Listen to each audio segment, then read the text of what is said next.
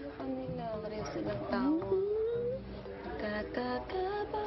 Pag nasakip po namin yung prinsesa, si Princess Elise nga, pwede po namin makasama po dito. Yung masaya po kasama yun eh. Inspirasyon lang din, ganun, sa mga darating po na task. Ang saya-saya siguro ni Kuya Makoy.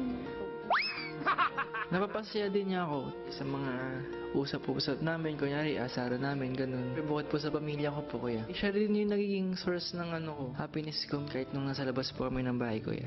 Ang mga kasama nagpakwento kay Elise tungkol sa kanila ni McCoy. Paglabas namin, lahat kami sa celebrity housemates, naggawa kaming Viber group. May isang time, di ko alam kung bakit nagkaroon kami ng solo chat sa Viber. Anong pinagchat-chatan niyo? Bumabanat, ganyan. Mabanat. Dumadamoves. Hindi naman parang mag-joke siya, pero corny. Tapos yun na. Nagkakausap na kami palagi. Ganyan. Pero naniligaw ba siya? I don't know with him. He doesn't talk. Tanungin mo siya, ngingitian ka lang. Pero life size ang teddy bear, di ba? Oo, life size yung teddy bear. Pero pareho naman kami kasing may priorities.